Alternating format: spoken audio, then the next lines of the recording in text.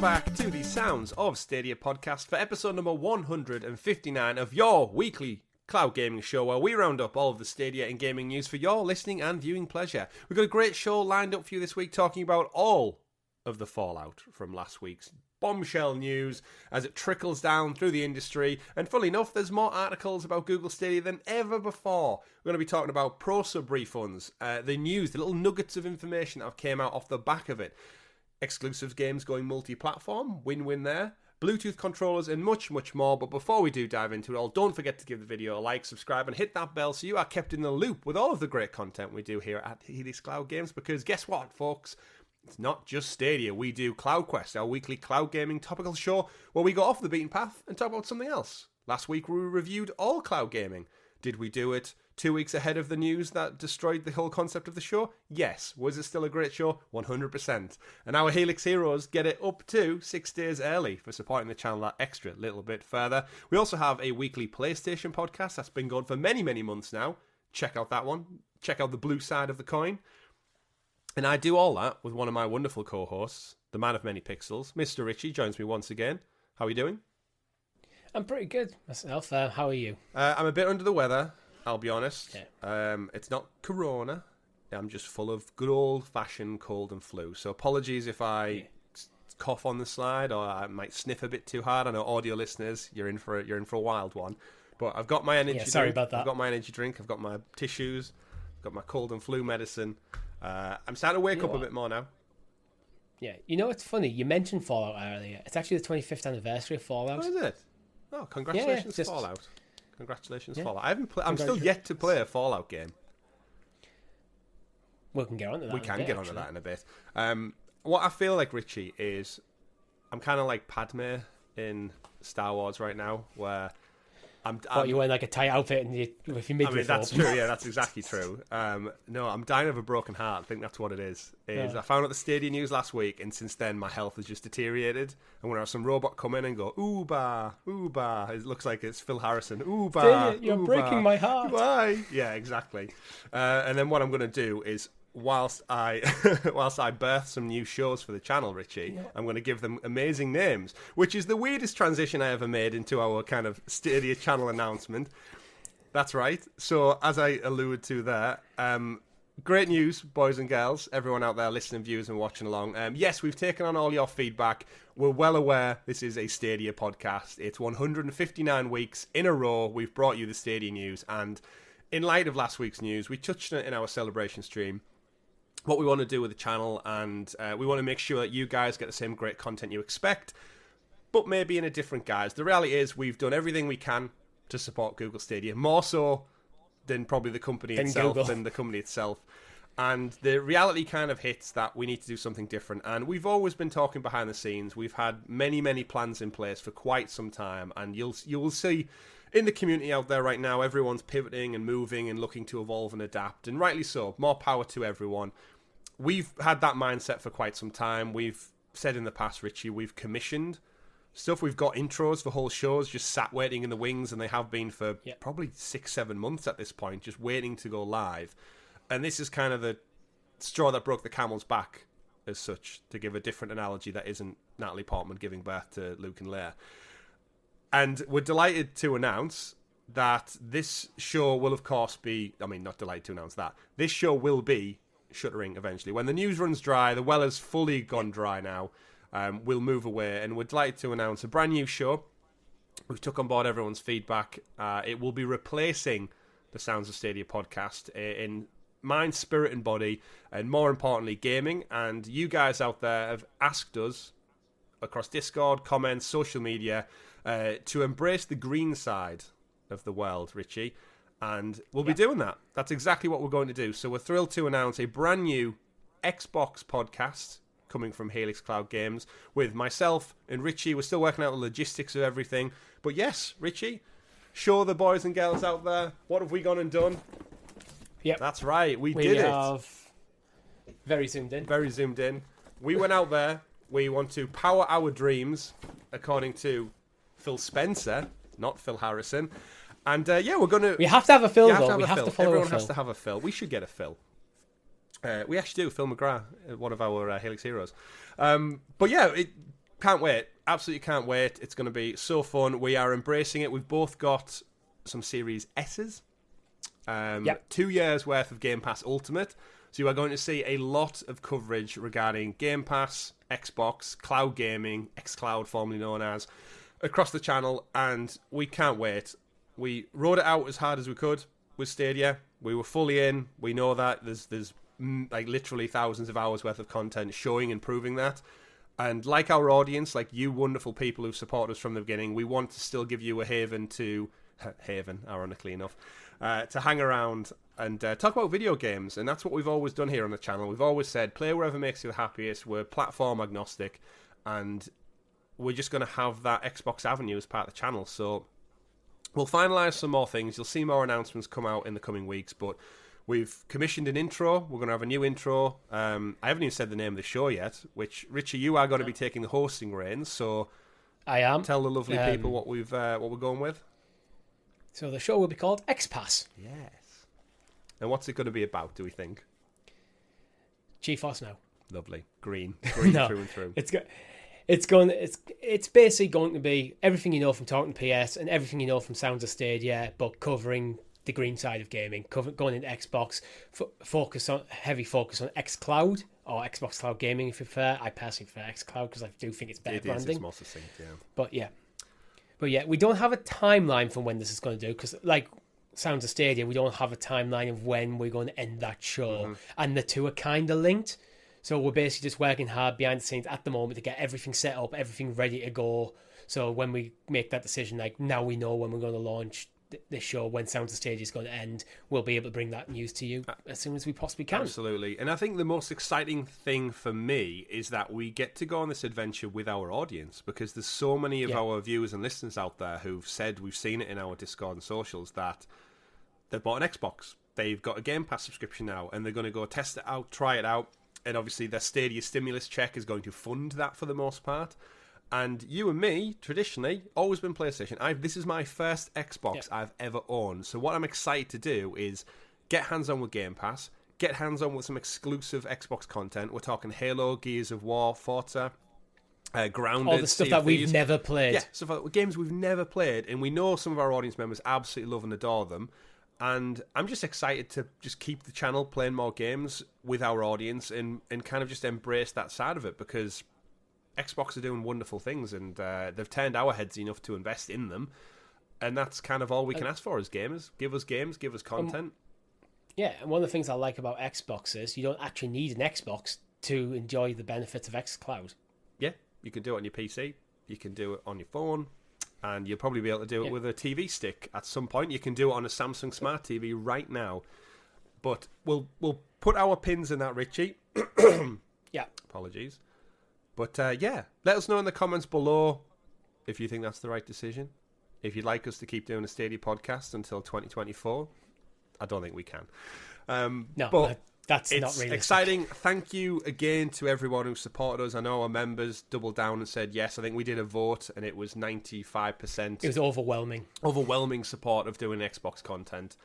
And yeah, just safe in the knowledge that we're not going anywhere. We still, of course, have Talking the PS, which will move to probably our Monday time slot. We'll put XPass in there somewhere.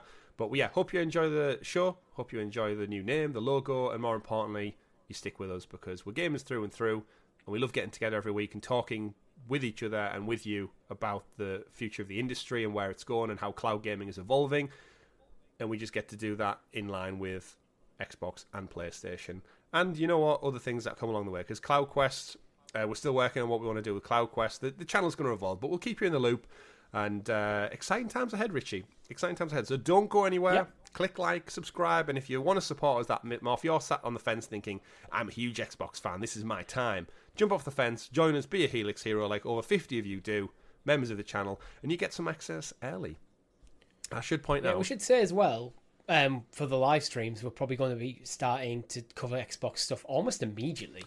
Yeah, pretty much. Like, we've got our consoles now, we've got cloud gaming, we've got Xbox Game Pass. We do have XPass. Yeah, we're going to start playing some games, so let us know what you want to play with us or watch us play, and we'll get into that as part of our live streams too. So Cannot wait. Exciting times. We did some announcements as well. If you're listening along and you are our winners of the podcast, we should point out members, Helix Heroes, you're going to get some free stickers sent out to you. You do need to reach out to us with your name and address because it's physically impossible without committing mass fraud that we hunt you down and send you this stuff. So do please get in touch with us and let us know your name and address so we can send you your lovely Helix Cloud Games stickers. And then also the winners of the devices. I know John Scar should be in touch with the winner of last week's gift card. It was Jin Hood who won the $50 Amazon gift card, so get in touch with John. I've passed his details over. Dave Widnall, you won the Helix apparel, so Dave, hit us up so you can get your Helix Cloud Games merch. And Steve Nelson, you won the Google Nest Mini, so do reach out to us if you don't necessarily watch us over on Twitter so you can claim your prizes. Right, Richie. Good show, great show lined up. As I said, no game news, of course, but we do have a show full of the fallout and breaking down the Stadia shutdown as it was. So, kicking things off with, I said to you pre-show, ironically, as when I was gathering news for Talking the PS to put in the doc, every news journalist website, Eurogamer, Kotaku, IGN, sites that have notoriously not covered Google Stadia for the last 3 years with any kind of pomp and circumstance, every other damn article was a Stadia article. It was like every 5th or 6th article was a Stadia one. I thought, where were these articles for the last 3 years when we're trying to build a doc for a Stadia specific show? It's crazy. But like I said, let's look at the fallout, and we can't do that without getting into the super sexy special Stadia story segment, aka the news. Are you now aware you need to come up with one that has the letter X for every name? I may have already done it. Really? Can I take a guess? Is it the xylophone, xenophobe, xenomorph, Xbox news? No, but if you check with the XPass stock, it's in there. I can't think of it. And are you also aware that you need to practice saying it? No, I haven't actually. Okay, I've shot myself in the foot with that one. Either way, we're here for Stadia news this week, everyone. So as I said, plenty of articles out there. One of the biggest ones probably was the IGN one from Rebecca Valentine, which she basically did some digging, some research, and charted the history of Google Stadia over the last 3 years and its ups and downs from its launch, its inception, to its shuttering announcement last week. And there were some interesting things to pluck out of the article, Richie, and I think one thing we always suspected from the beginning was the higher up the ladder you went, the less they understood the industry. And for me, that's the biggest thing to come out of this article, is that it wasn't the team's fault. We know that it wasn't the guys working on Stadia. They were die-hard believers in this technology through and through, and we know the tech worked. But then as you crept up the ladder, we get to, of course, Vice President Stadia Entertainment, Phil Harrison, who's kind of not been seen for many years. And I know a lot of people have kind of lumbered some of the annoyance and frustration towards him over the last few weeks, which he's still an individual, maybe hands are tied. We'll never know, that's the reality. But going up the ladder to the Google and Alphabet hierarchy, the people that oversee the financial decisions, the investment decisions, it seems to be there was a bit of a clash from the gaming creative side of things and the actual Google tech team, or the Google leadership team. And to read from the article directly, Rebecca obviously reached out to a couple of people and got some feedback, and this is from a former employer. And I quote, "We on the gaming side basically were ignored. I think there was very much a Google way of doing things that the gaming side understood but didn't see as an applicable to what we were doing with Stadia. We wanted to meet in the middle, but often the Google side and what felt like an unnecessarily flat hierarchy got in the way. Whenever we made a decision, so many people got to leap in, often people who weren't subject matter experts but just had opinions based on their work on other Google products." That, for me, Richie, is kind of the flag in the ground of where things start to go wrong, where you've literally recruited teams of experts in. Phil Harrison, Shannon Studstill, Jade Raymond, John Justice, and loads of veterans all over the world to make a team. And then when you drop your suggestion in, someone who maybe launched, I don't know, a Ring doorbell, not Ring, a guest doorbell is getting equal say, bandwidth in terms of the discussion. And going, oh, we should launch a product like this, we should do that. And the gamers are saying, well, our audience wouldn't really benefit from that or enjoy that. And I can just almost picture all of the steps along the way that went wrong. There was people shouting from the rooftops in the Stadia team saying, this is what we should be doing, this is where we should be investing. And people from elsewhere in the Alphabet company going, this is a smarter decision. Based on past experience with Google Sheets or Google Allo or Google, I'm trying to think of it, Google Plus, this worked. And actually, I've read a couple of other articles basically saying that the problem internally with Alphabet is to get promoted, you need to do a product launch. And what happens is people do a product launch and then they move on. They don't stay with the product they've actually launched. And that seems stupid. Yeah, that's led to almost like a cadence of you do well in launching something and then you move on to another product. You don't stay there to evolve and adapt. So it's a constantly revolving door of people and expertise who maybe don't have the experience or the commitment to a particular product. And that's where Stadia's kind of started to fall apart, is that there's not a team of experts in this particular field that have been dedicated. And I think you can see that when you look back. They mention like like the flat structure as like, I think that can work in a lot of positions, but I do think in most companies you need a little bit of hierarchy. You don't need endless amounts of middle managers and supervisors and assistant managers and regional managers and all that sort of stuff. But you do actually need some leadership in the team, in my opinion, regardless of where you work, to kind of listen to all sides of the argument and then make an informed decision. But then that person should be kind of accountable for the decisions that they make, and also able to not only be able to ask the right questions, make sure they're asking them questions to the right people. Like, you don't ask the guy who's building your servers about the needs of the general public in gaming. You ask your gaming marketing experts about that. Absolutely. The people who've been in the industry. But you ask the server guy about the needs for the servers. But whenever it's a completely flat structure, it just feels like it seems to that lack of leadership. So it's like, and Google being a tech company, they're naturally inclined to lean towards their techie guys, not the gamer side. That seems to be the way. And it just feels like something's got lost in the mix. They haven't got that kind of like that nice balance that they need. Yeah. Which is the sort of, when you think about it, the sort of stuff we've been complaining about, what games are coming, the announcements of when games are coming, all that sort of stuff. Like, most of the announcements we've had over the last 2 years are around the tech and bringing out new features to Stadia. Features which are nice, but not addressing, not going to move the needle in terms of the key stakeholder, which is us, the gamers. Yeah.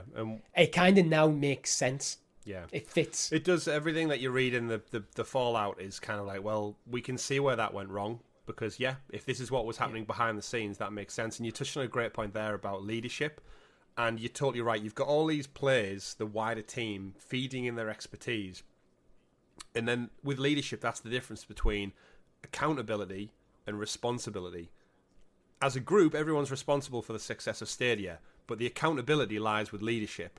And they should have been able to stand tall and say, right, this is the direction we're taking. And it just seems like it didn't have that. And to continue with Rebecca's article, she goes on to say, our source added their team specifically began to feel stress building as it became clear Stadia may not deliver on the promises it made to the audience. Though those concerns were raised, they said leadership at the director level and above didn't seem willing to fight to make them heard in any meaningful way. So if you're shouting your issues, saying, look, I can see a problem coming, we're not addressing this, we're not fixing that, we're not looking at this, and the people above you don't take that on as accountable and raise that to the powers that be, then at what point do you just start thinking, nobody cares? Yeah, completely, nobody cares. Like, why, if he doesn't care, she doesn't care, why should I care? And then if you lose the morale of the team or the creativity of the team, in a video game industry where creativity and energy is all about garnering it and succeeding, no wonder. When it comes to like the difference between gaming is a tech industry, but it's not the same as, like, as we mentioned, a Ring doorbell or a Chromecast. these are not the same because no one's emotionally invested in their Ring doorbell. I don't know. I pretty much I watch it. I mean, there is like a TV show. I'm a tech fan. I watch a lot of tech YouTube channels, and like I am passionate about technology, but gaming has its own kind of thing. Where I am interested in technology, I enjoy technology, and enjoy learning about new technology. But that emotional connection I have with gaming is something different, and that seems to be lost on Google. Like, definitely, there's your audience is not a tech audience; it's a gaming audience, and that isn't the same as people who are interested in what your new cloud servers are doing, how all your Google Home products interact, your smart light bulbs, and all that sort of stuff. Whatever they're working on, the Pixel 7 launch. Yeah, like I'm interested in the Pixel 7 launch. I'm interested in the Pixel Watch launch. But not in the same sort of emotional connection as I was when Stadia was getting announced. Absolutely. And you know the two different factors that falls into there, Richie, is two words. One side, interest. I have an interest in the Pixel 7 launch. I have an interest in the Nest doorbell. I have an interest in server blades. Over this side, though, I've got a passion for something. I've got a passion for video games. I've got a passion for story. I've got a passion for loads of things. And that's how it falls into. Obviously, there's a lot of cross-pollination, but I think you're completely right in saying, yes, the Stadia team, the gamers there, will have had a passion for this, and they want to see it succeed. Yeah. The problem is they were being overshouted by the interest side of things, which is just, we've got interest in launching a new feature.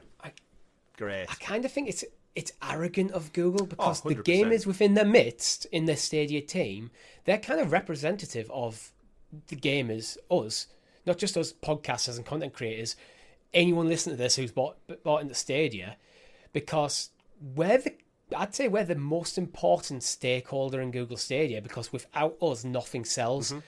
And it seems like if the gamers internally are getting ignored, the gamers externally are probably getting ignored to even bigger extent, I'd assume. It is an assumption, but which then makes you go like, who are you are you just developing this because you got a cool idea, or are you actually developing this as a product that you want to sell? Yeah. Like, it's rule kind of one of business is understand your customers, the needs of your customers. Absolutely. And then that goes... And it seems like your customers are the ones you've listened to the least. Yeah. As a Stadia gamer for 3 years now, Neely, it does feel like the wider business, they've cared more about everyone but us. Like, we stopped getting there's examples. I know there's examples in the past, like Apple's a good example with like the original iPhone. It's like they saw a need that people didn't realize there was a need, so they were ahead of the curve. But then they kind of pitched it to go look, all this tech that you've got, we're just going to put it in one slab, one rectangle for you. And the world went, that's a brilliant idea. Let's do that.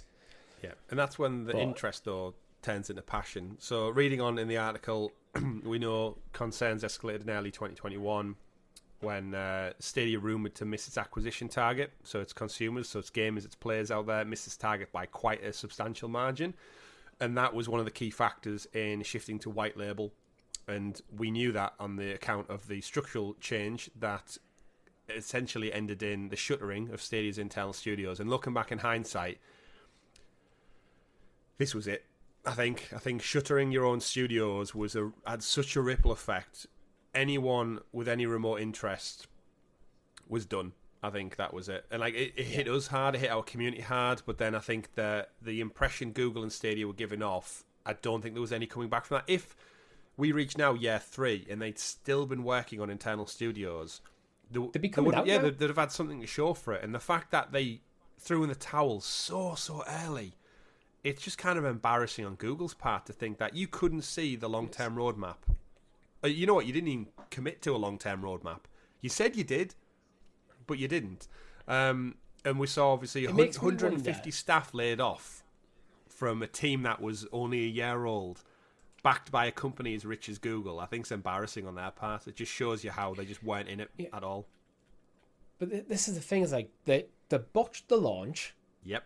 Which hamstrung them massively out the gate. So that's why they got a load of negative press right out the gate. I've been reading some old articles and stuff you forgot. Like, the whole big thing was that kind of bit like accessibility. Like, you didn't have to have a subscription service to play, but out of the gate you did. Stadia base. So that confused the message. So put a bit of a negative spin on it, and then they didn't do pretty much anything really to address it, to try and change things around. And this is what really annoys me and upsets me about how it went down, is that they're kind of saying, oh, well, we're cancelling this thing because there wasn't enough uptake. It's like, but you haven't done anything to try and address your issues. You have, in a public way, you haven't over the last 2 years especially committed to the platform, and you're going, well, there's not enough people using it. It's like, but you haven't sold it to them. Yeah, I've seen more marketing for the new Pixel range in the last week than I have done for Google Stadia in the last 2 years. Yeah, which just shows you. And yeah, shut the studios, all those industry veterans they actively brought on board to make this work, with years, decades worth of experience in the gaming sector, they just let go. Jade Raymond left. She went and formed Haven, which is now acquired by PlayStation. So she's obviously working on something good enough for Sony to get involved with. John Justice moved on to Google Cloud Gaming, so he's still there in some capacity. He clearly gave up on it, moved on. Shannon stood still, moved on. And yeah, we kept getting assurances that things were all right. But looking back, you can kind of see where it started heading south from pretty much that announcement. And they never really turned it back around. I think the highest point was probably Cyberpunk in the winter before. And then with that announcement, I think it lost a lot of faith in devs, everything. I feel really sorry for the people who are walking into Google's offices day in, day out, fighting their call and going, we're doing this wrong. We need to listen to the people we're trying to sell the product to. Because there's people like us who've been quite vocal. Like, I think fair. We've always tried to be unbiased and just take the news as it is and give our interpretations on and give our reasons of our interpretations. And so the information that I think they needed to turn it around was there. Yeah, they just needed to listen, and they needed to pivot. And this is why I call them arrogant, because I think they just haven't listened to the right stakeholders, and I think they felt they knew better. Yeah. And they didn't really understand that a gaming launch, when you launch a gaming platform, you can't just sit back and count your money after that, because a gaming platform is in a continuous state of getting launched, because a platform is only as good as the games on it. Absolutely. So you need to keep the games coming. Hey, all the websites, what do they do every year? PlayStation 5 in review, 2022. Xbox Series X in review, 2022. The state of Nintendo Switch in 2022. Like, they literally get reviewed on a yearly basis based on their library, their updates, their features, their audience. And yet, you're right. I think Google launched it arrogant and went, there you go, the product works, get it out the door, it'll sing. And then didn't back it up with any games, any major features or updates or marketing. Yeah, I mean, I love my Pixel. I've got Pixel 4 XL. I love that phone. It's been one of the best phones I've ever had. The battery on it is phenomenal. It's like 3.5 years old and still going strong. I think it'll be about 3 years, pretty much on the dot. And the thing is, I have no interest in getting another Pixel phone right now because that phone's fine. But with gaming, like, I'm always looking an eye on what's coming up because I'm thinking about what's my next game going to be. So it's it's a completely different marketplace. Yeah, and so when it comes to Stadia, you have to keep selling it to me. You don't have to keep selling the Pixel to me. I have one. I only need one. And until I'm done with that phone, that's it. Yeah. I know there's some people get the new phone every year. I don't. I get a phone and I use it as long as it lasts. Yeah. And we saw that in the tech as well, because, like, let's face it, a lot of the articles that have came out is not one of them criticises the technology beyond, like, maybe saying early doors with latency. But the reality is, every single article I've read for this past week says Stadia's tech was good. Developers loved it.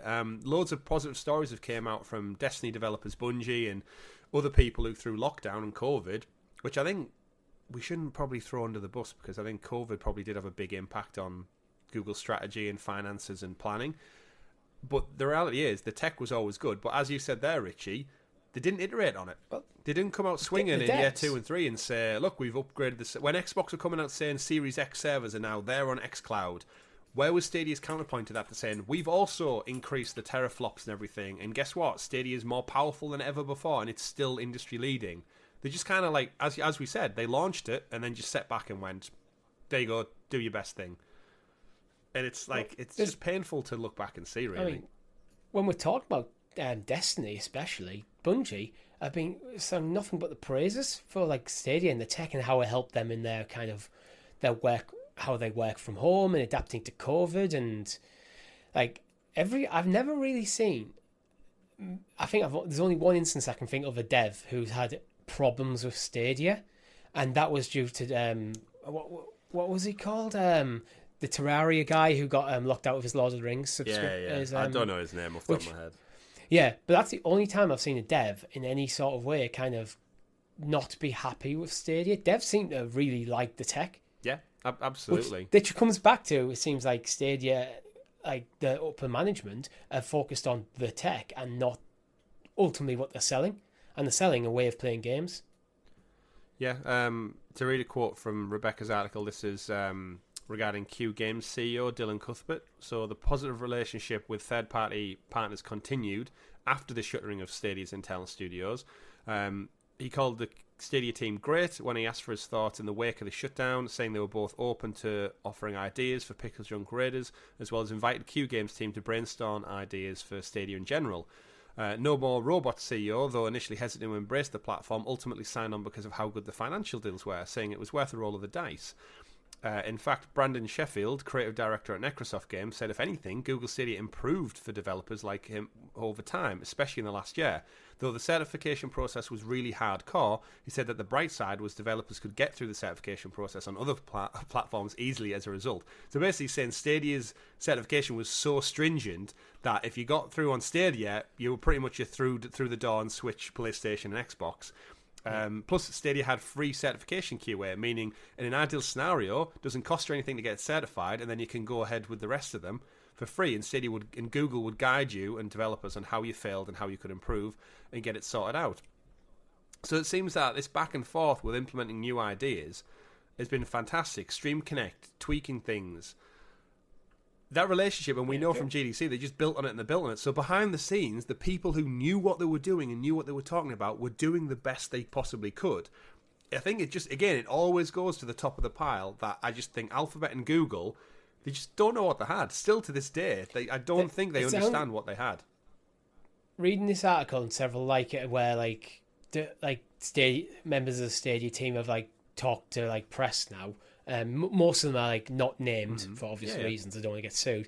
I get the feeling that it's like a case of the leadership team was kind of a bit vague, a bit murky, a bit nebulous, and that they weren't listening to the right people when making the right decisions.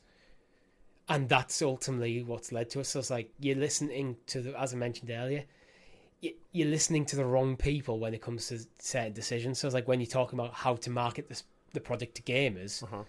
Maybe the guy who's phenomenal at creating this cloud technology, this cloud game technology, he might not be the right person to listen to. You need the person who understands what gamers actually want in terms of their user experience.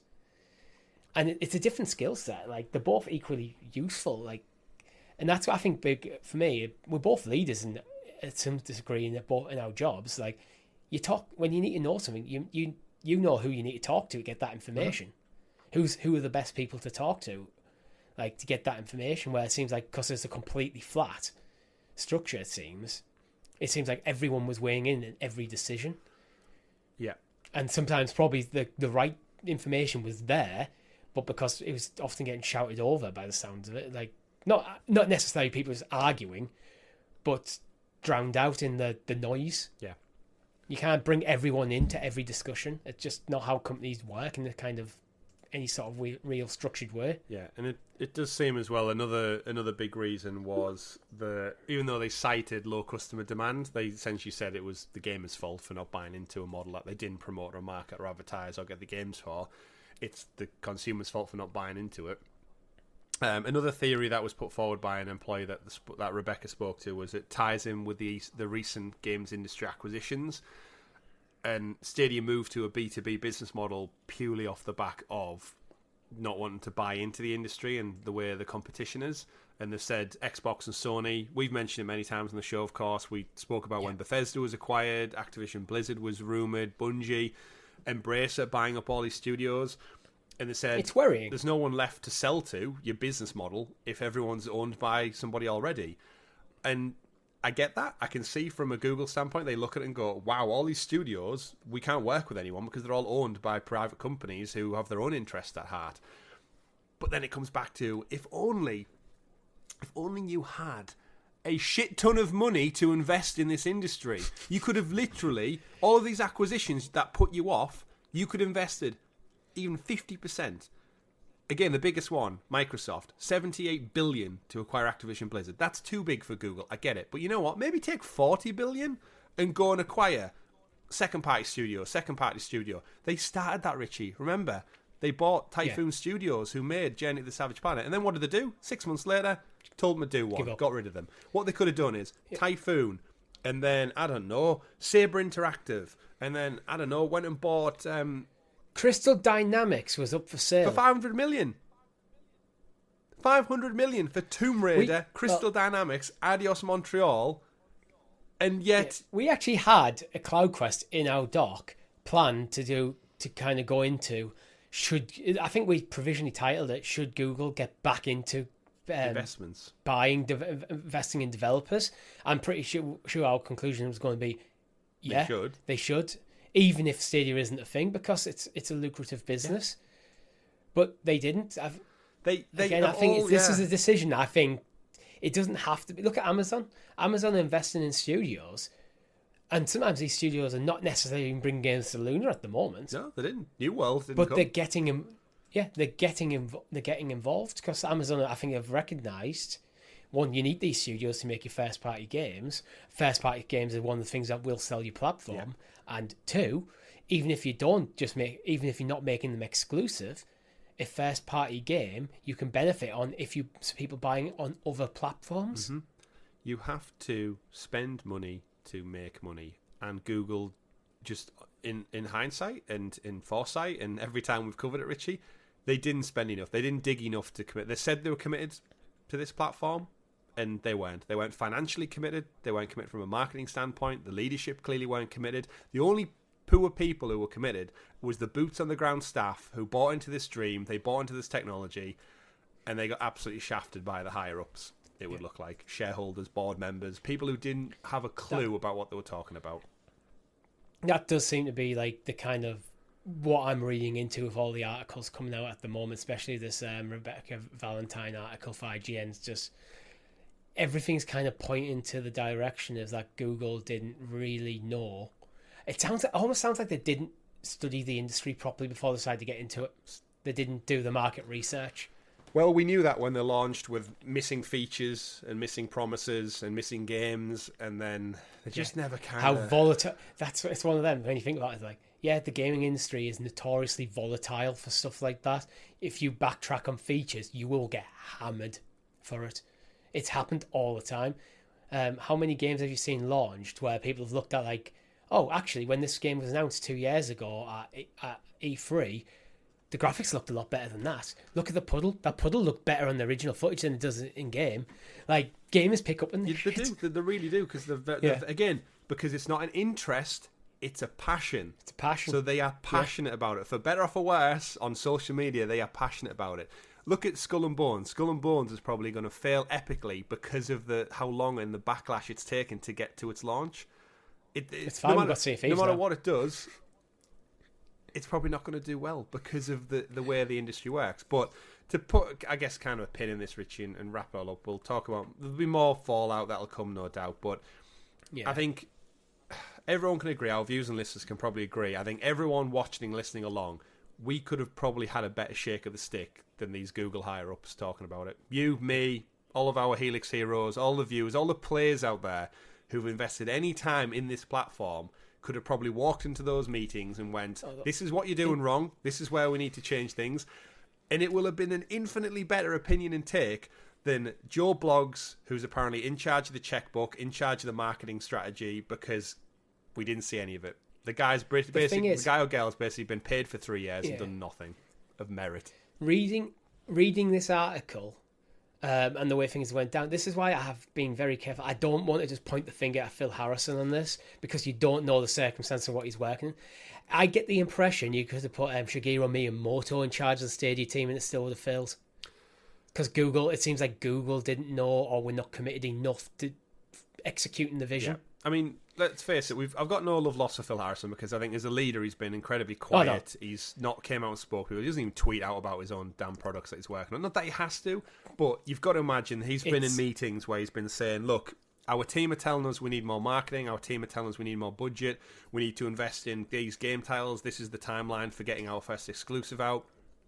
And leadership have just gone, no return on investment, you've got no budget for this following year, we don't have the team capable of implementing that, you're going to have to do with what you can, with what's available to you. And he's gone, okay, I have to go back to the team now and say, keep grafting away, keep working, but we are not planning on launching new studios, we're not planning on launching any more marketing campaigns, but maybe sneak a Stadia controller into the next Chromecast advert, the most we can do.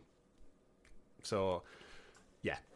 Either way, let's move on to some other news, Richie, because we could probably talk all day about the fallout. Yeah. And again, we will keep covering it as long as there is, because I think as more employees kind of are unshackled by the shadow of Stadia, they can come out and talk about some of the things behind the scenes.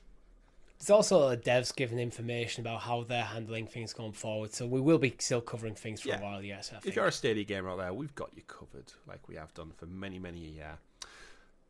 Pro subs, Richie. A couple of people being billed for pro subs this last week, after Stadia explicitly came out and said, Stadia Pro, we won't charge you. You'll still have all your pro games to play right up until January the 18th, but we won't charge you. And then lo and behold, loads of people got charged. The industry I come from, this doesn't surprise me. When I read it and saw people posting screenshots of the direct debit and stuff coming out, no surprise, the way billing cycles work and direct debits, the way they function with banks, all it probably was is this news was announced and the Stadia billing team basically didn't have time to implement the cancellations quick enough. Yeah, we have to remember as well that the Stadia team found out 45 minutes before we did. Yeah. So if you're in probably the very, very niche market of Stadia billing within the Google ecosystem, you probably didn't know until probably even well after the announcement. Let's face it, you weren't going to be on that announcement call because you're just part of the finance team dealing with calls and direct debit queries and such. They have since clarified. There's a tweet that went out on the 4th of October saying, a quick update on Pro subs. We've started processing cancellations on our end, which may trigger a cancellation email to subscribers. Rest assured that you'll maintain access to Pro benefits until Stadia winds down. So essentially, if the cancellation happened on, what was it, the 28th of September? If your direct debit was due out on that Friday, Saturday or Sunday, chances are you were always going to be billed. It would happen with any company because that's the way banks work with direct debits. They pre-lock the money off just ahead of the day to take it. I've had it with many times, Richie, where they've taken it. My direct debit's maybe set for the 2nd of the month, but they'll take it on the 1st or the 3rd or the 4th because it's a bank holiday or it's a Friday or it's a weekend. Or this is why you usually have things have like a cancellation policy where you have to give like 5 working days notice or something. That's just well, in the UK, it's called a direct debit mandate. Is kind of what you signed up to. You get like a little letter in the post that has this little weird D logo on, and you'll have it for every contract you've got for your cable television, your phone contract, your car finance. There's always a direct debit mandate that comes with it. And if you were charged your Xbox subscription, your Xbox subscription, if you were charged for it, just contact the Stadia team or the Google team and they'll no doubt issue a refund for this particular month. But going forward, it looks like we're going to be knocked on the head one by one, Richie. We're going to get those emails that say cancellation. I've seen some people have already got their refunds as well. I don't think anyone's got the refund. I think these are fake. Really? Yeah. I've seen some that are clearly fake. Yeah, let us know in the comments below if you've had your genuine refund, because I think the ones you've seen are total bullshit right now, because I think it's way too quick to calculate and figure out what they want to do. I took a screenshot of it. It'll be tough to see. I'll try and bring it up though. On one of the Facebook pages, because obviously you can imagine the Facebook pages are just in meltdown right now with some arseholes out there laughing, mocking, some of them upset. It was this one. I don't know if you can see it on there. Oh yeah, I saw that one. That's clearly fake. I didn't mind that one because it's clearly designed to look fake. Yeah, I mean, so it's clearly that one's a bit of a joke, but it's the ones where people are pretending this is real. Dear Stadia player, your refund is being processed. Big massive space. However, this may take 28 days. Big massive space. An email will be sent to you in the next 4 days with instructions on how to claim your refund. The Stadia team. One thing, like layouts, grammar, The capital font. letters. It's just the font. Yeah, the font gives it away. And then loads of people commenting on that saying, "Oh, I haven't got mine yet. I haven't had mine. How did you apply for this?" It's like, come on, like, are you that naive that you don't understand? It's not. It might as well be in Comic Sans. It's that bad. I almost commented as I won't. I was thinking about commenting. I won't believe this is real until I see it in Comic Sans. Yeah, and I saw that was from someone called Scott McKenzie who posted that. Hilarious, Scott.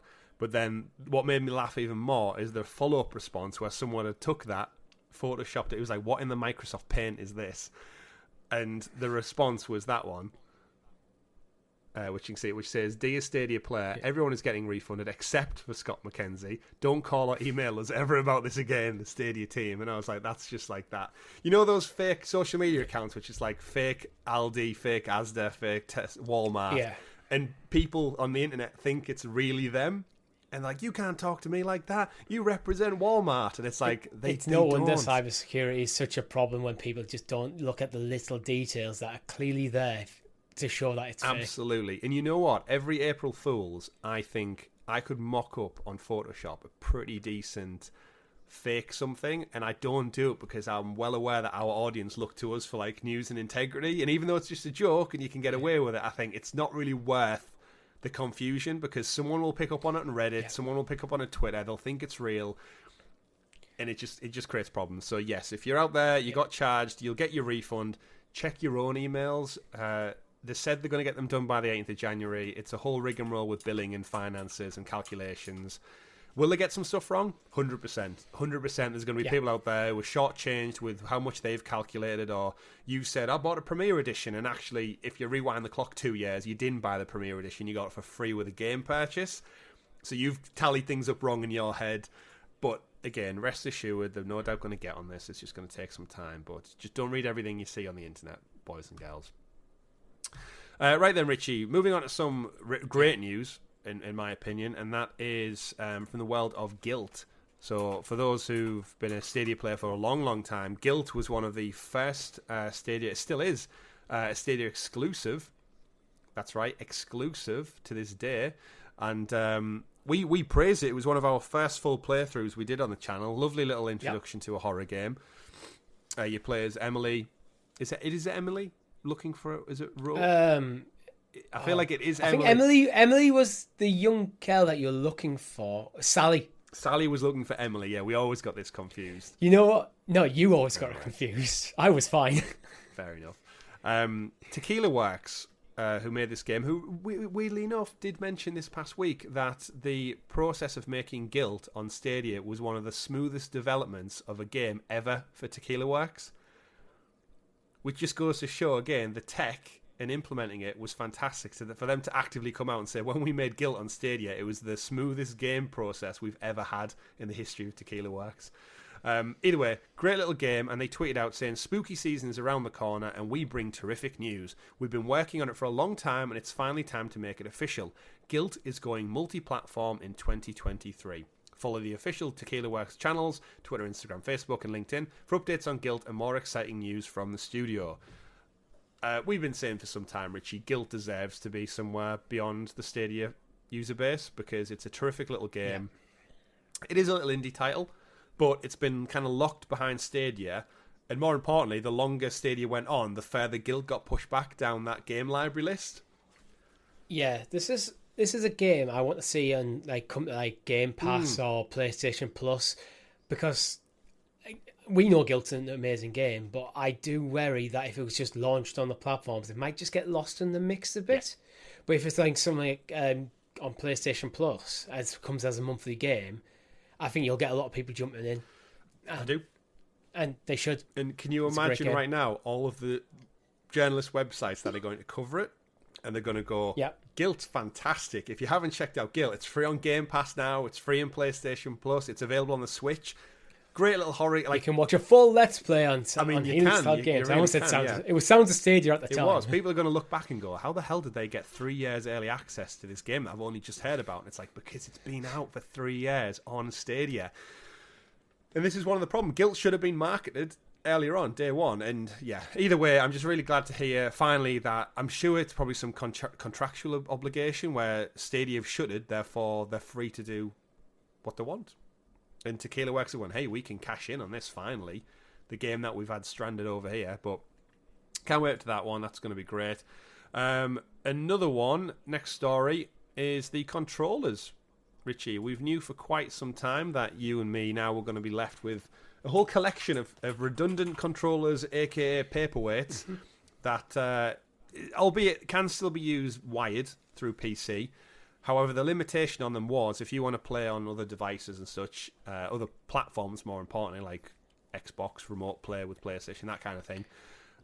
What is essentially a perfect controller, in I think our opinion, we absolutely love the Stadia controller. They would just become redundant. And there's a big kind of, well, there has been this last week, a big outcry saying, look, if you're going to shut a Stadia, that's one thing. Please don't make all of our controllers we've all... Don't create e-waste. Yeah, don't create e-waste. So following on from last week's announcement, this Eurogamer article just does actually say surprise announcement, which I didn't think it was a surprise announcement according to a lot of the other articles. The platform's small but dedicated community have petitioned Google to allow the control to work on other platforms wirelessly. The Stadia controller currently works on other devices via USB cable, but it also has wireless functionality in the form of Wi-Fi and Bluetooth that's firmware locked. So while others wait on a response from Google, some have taken other matters into their own hands with some quirky workarounds. So you can use Android. I mean, it's no surprise. Techie people get into it and allow it through... I was going to say, I guess it's not... emulation, is it? It's just probably different coding, or it's kind of like controller remapping, like you can do with the DualSense 5. The hardware is technically in the controller. It just kind of needs to be activated, and this has kind of been a bit of a bone of contention for people for like 3 years. Like, the hardware's in there, why haven't you turned it on? Yeah, it's got Bluetooth. Yeah. And I think the reason is probably because with it working through Wi-Fi probably worked better for Stadia. And by only having one wireless protocol, it probably meant that there was no weird confusion going on. So when you could switch it on, it connected straight to the Stadia servers. But now that's no longer a consideration, really. It's like, just get it switched on, and it basically becomes a really nice third-party controller. Yeah, absolutely. Funnily enough, if there's all these controllers now out there in the wild, on eBay, Facebook Marketplace, your local exchange shops, if they have third-party functionality, it could be a really nice cheap option to get a very steady, good, robust controller on the cheap without having to invest in the other third-party options out there. I'd much rather have one from Google than... I can't even think of a company name. Those dodgy knockoff ones you see in the Argos catalogue. The thing is, I know there is, I think you were alluding to, there is workarounds to get it working where you kind of Rob uses it for his DualSense, right? It's Python, I think. Yeah, is the thing you download.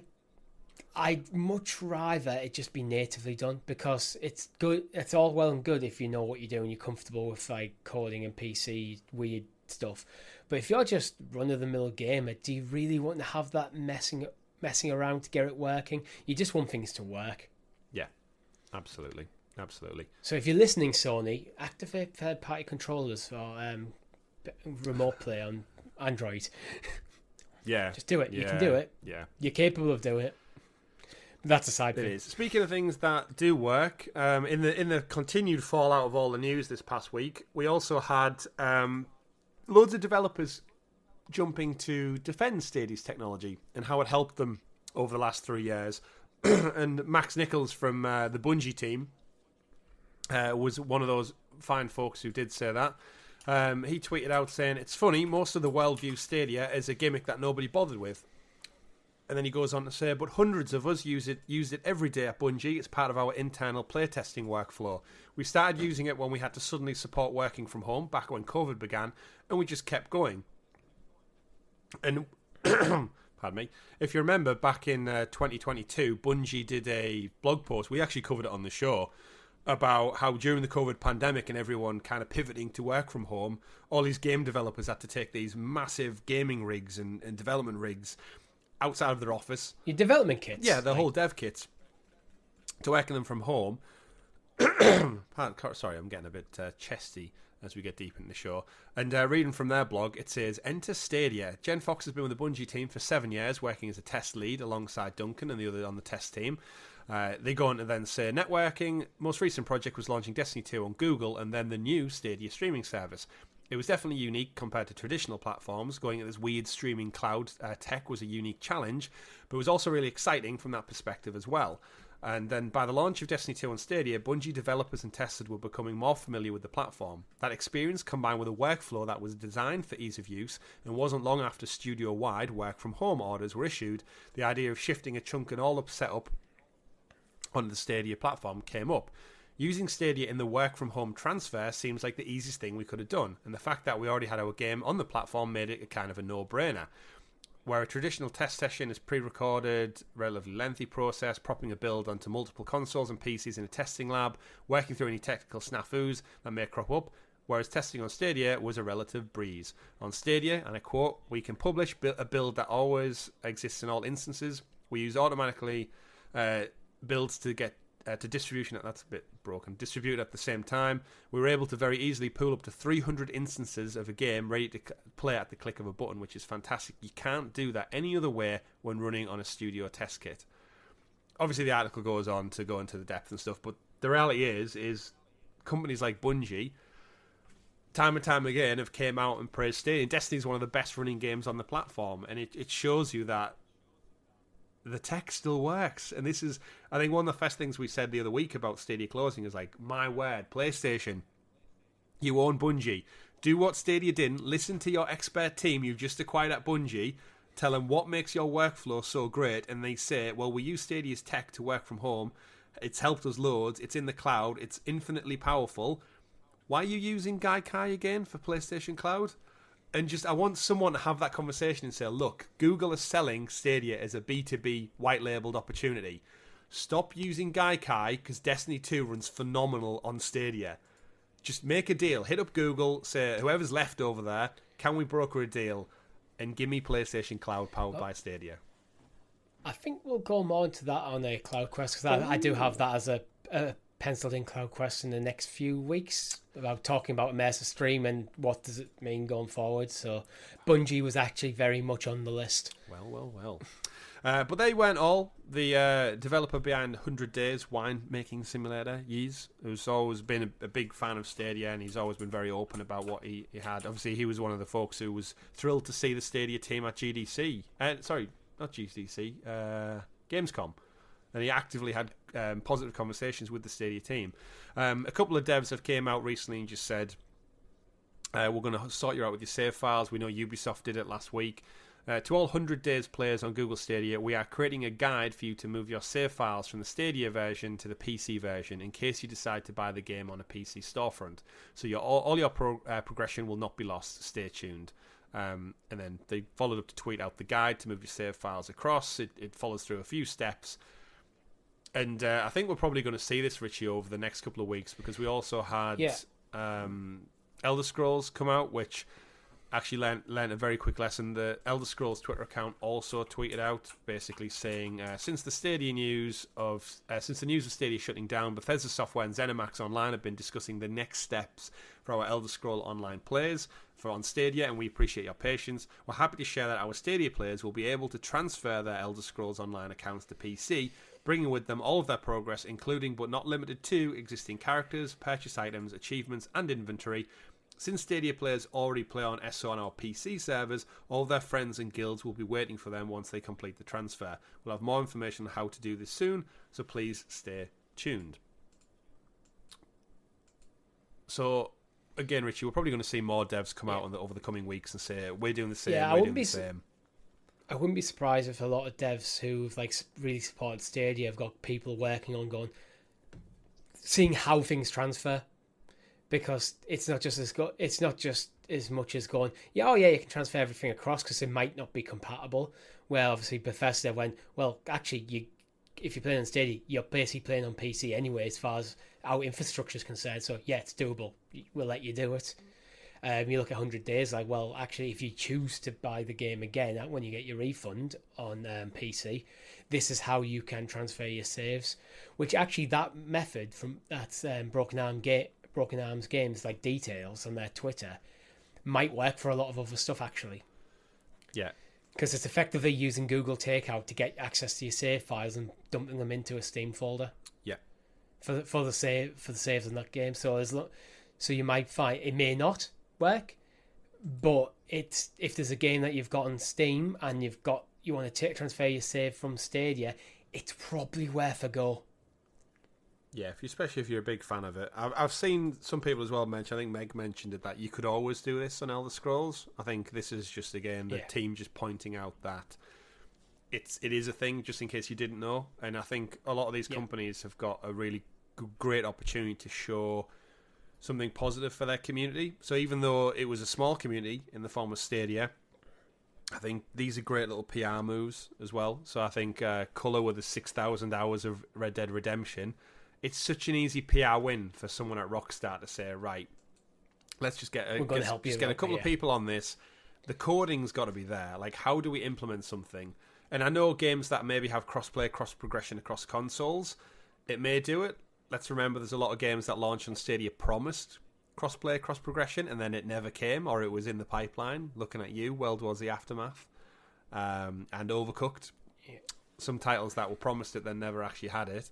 Obviously, the devs realistically don't need to do anything now, but it would be a really good PR move to come out and say, look, if you've got the history there, we'll migrate it over. Ubisoft games have been doing it for some time, of course, but it would be nice to see because they're still kicking about. I think I'd hope people like Rockstar are checking to see what is technically possible, because if Stadia is running on a very different version, then that might just be like a compatibility issue. Yeah. So there's stuff like that. I mean, we know, but we were talking before Stadia announced they're getting shut down about there was a growing list of games where the bug fixes were behind other platforms, and makes you think they're going to have to go back and fix Stadia separate to other platforms, which could be problematic. So it's just, I think anytime a dev comes out and goes, hey, you can just move your progress, or we'll just give you a code for the game, is a win. Yeah. But I still don't think that we should be expecting it of them. Yeah, I mean, they don't have to, but it is a good, an easy PR win as well. I tell you what would have been a PR win, Richie, for Stadia, and that would be EA's Need for Speed Unbound was released a trailer this week. It's coming out this December. We've been talking about it some time on the channel about how we're covering it. Will it be coming to Google Stadia? And we joked about the EA curse, the 5-game curse that was broke with the announcement of FIFA 23, which did come out on Stadia to some people who pre-ordered the deluxe edition. For other people like you and me who either cancelled our pre-orders with the bombshell news last week, or just didn't get a chance to pre-order it because the shop front shut down. Over on the Need for Speed website, you could break into the coding and you could actually see that one of the platforms listed underneath PC and above Steam was in fact Stadia. So there was a chance, Richie, Need for Speed Unbound, alongside FIFA 23, was due out on Stadia later this year. And I guess it's just kind of that bittersweet approach of saying, if they'd have just stuck it out, would we have started to see bigger titles come back? Because we did say a few weeks ago, we felt like the tides were turning a little bit. We got Saints Row, we got the announcement of Skull and Bones that was coming, we got the announcement of Dead Island 2. Add that on top of FIFA and Need for Speed, and all of a sudden, the last quarter of this year for Stadia fans and people looking to play AAA games, it was actually looking on the up from what we were used to. Yeah, completely. You know what the ironic thing is? You mentioned FIFA. So I did pre-order on Stadia, then I cancelled my pre-order, and I bought it on PlayStation, and now I'm returning my order because I want to buy it on Xbox. Did it come with your Xbox? It did not. I got it with mine. I wonder if that was just a deal or something, because it was not there when I looked. Either way, I haven't booted up yet. I'm too busy playing Disney's Dreamlight Valley with my wife. But we'll talk about that on probably another show at some point. We're probably talking the PS when we talk about what we've been playing now. Yeah. But last story I wanted to wrap up on, just a bit of a funny one really, is over on, well, it's Kotaku, but it's actually on Twitter for the most part, is Stadia had an exhibit that we didn't know about back at GDC 2019 when they announced the launch of Google Stadia. They had a tease set up outside the building the conference building. And what they had is, it was like a big plexiglass box. I can actually share it with the boys and girls at home if I can get it up. It was a big glass box, and in it said, anything you dream, you can build. And they had the Dreamcast, Sega Dreamcast. They had the Nintendo Power Glove, and they had the famous E.T. Atari game, which was that bad. They literally put hundreds and thousands of copies of it into a landfill. It almost killed the gaming industry. All of these things. Thank you, Shigeru Miyamoto, for saving it. It was weird. So, yeah, a little display case, the part of the front, showcasing these things. And the final slot was empty, and it said coming soon, and it had the Stadia colours on. And when the actual announcement of Stadia happened, is they replaced that with the Stadia controller. The Founders Edition controller went into that box. And looking back, like I didn't know about this was a thing, because we weren't covering Stadia at the time, because we didn't pick up on it until after the GDC announcement, and we obviously signed up as founders. But yeah, if you head over to eBay, it's up for sale. Google Stadia, original weird GDC display item. It's up for charity. I like how it's got weird in it. It has got weird in it. Yeah, it's up for charity. $2,050 is what it's currently going for over in the United States. You essentially own a part of history with this weird item, and you just kind of got to laugh at it. Reading from the description, up for auction are the original items for the Google Stadia's famous, or infamous, Anything You Dream Can Be Built grand reveal display at 2019's GDC conference. It's going, yeah, it's, I don't know, it's just weird. It's odd that, looking back in hindsight, why would you commission something that literally looks at the history of... it looks like you're planning to just fail the product. It's like, I get what they're going for. They're going for, oh, these are companies that have took a risk. But it's like, surely you'd want to like put stuff the way it's being a risk. Things that have been a risk, but it's paid off. Look at the Nintendo Switch. Look at the Wii. The Wii was a phenomenal success for Nintendo.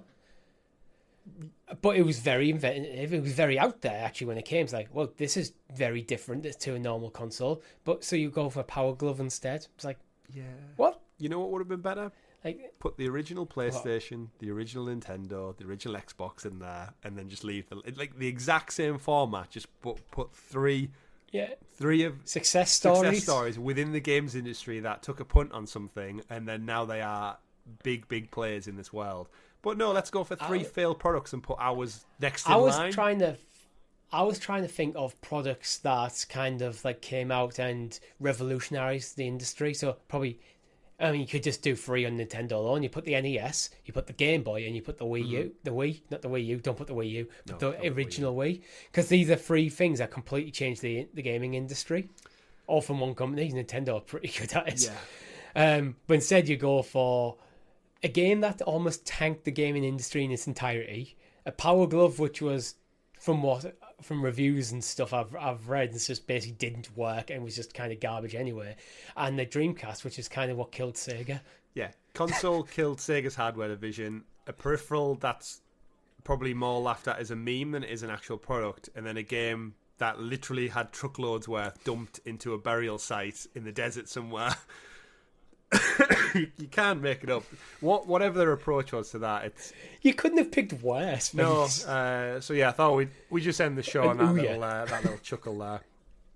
Of course, we will be covering Stadia until it rounds out. I kind of want to end the show, Richie, on a good number. I don't like ending on like 159. Like 160 would have been a nice round figure to go for. It's too soon though. It's too soon. There's going to be plenty of fallout, and we need to sort stuff out in between. But that has been all of the news we've got for you this week on episode 159 of the Sounds of Stadia podcast. We'll be next week to break down more fallout, more news.